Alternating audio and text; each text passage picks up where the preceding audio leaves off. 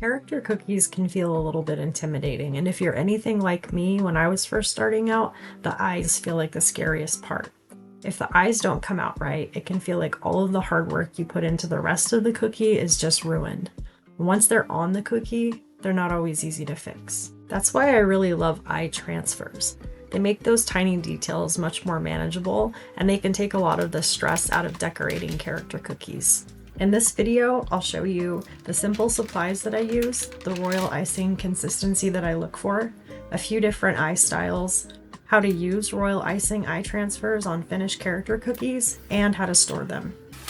The supplies for this are very simple. You just need parchment paper. I also use a clipboard to keep the paper flat while I'm piping, tipless piping bags, a fan, a storage container for your finished transfers, and then you'll need royal icing in 3 different colors: black, white, and then whatever eye color you want to add. I'll link a full supply list in the description if you want to see the things that I use in this video. So the consistency matters quite a bit here. If the icing's too thick, the surface can be uneven, and if it's too thin, the details can spread too much and the eyes won't hold their shape as well. The sweet spot for this is about a 15-second icing. So consistency takes a little bit of practice, but once you get it right, things become much easier. If you want a more detailed breakdown on icing consistency, I'll link my royal icing consistency guide in the description, and I have a blog post on it as well. I usually start with a very basic eye first, and I make them in pairs to help keep the shape and size as close as possible for a more natural symmetry. You can keep your eyes very basic, or you can make them a little bit more detailed and complicated. You can add an outer ring or a second highlight. So these eye transfers really can be broke down into 4 parts. You have the white of the eye, you have the color of the eye, the pupil, and the highlight. And the expression can change depending on where you put the pupil and where you put the highlights.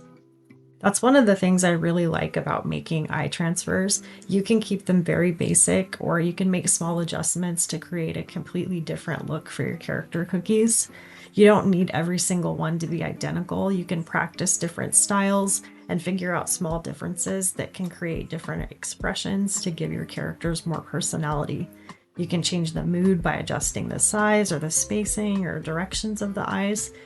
Usually big eyes come across as being a little bit more playful and a little bit cuter, and I find myself gravitating towards that for my character cookies, but you can experiment and find what you like.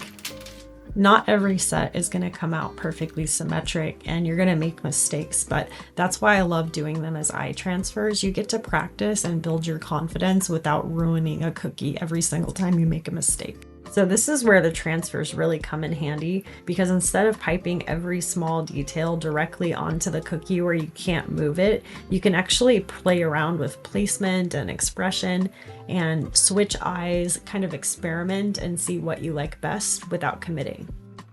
I definitely recommend making a lot more than you think you're going to need. I tend to do them in batches of about 50 or even 100 sometimes. But once you have all of your different eyes, you want to let them dry in front of a fan for at least 24 hours before you attempt to peel them off and put them on a cookie. Once they're fully dry, these royal icing eye transfers can be stored in a container for up to a year. That makes them really convenient to make ahead in big batches. So usually I store my sprinkles in a pillow box or a little container, but because these eye transfers are made in pairs, I leave them on the parchment paper until I'm ready to use them. And I found these plastic containers that are an 8x11 sheet of paper size that work really well for this. So if you've ever messed up a cookie, especially because you did the eyes wrong or uneven, I feel you, and I hope that this helps. I definitely recommend practicing and building confidence, but even if you're already skilled at doing eyes, this is a great way to make things in advance and save yourself some stress and some time. As always, I hope something in this video inspires you, and I hope to see you next time.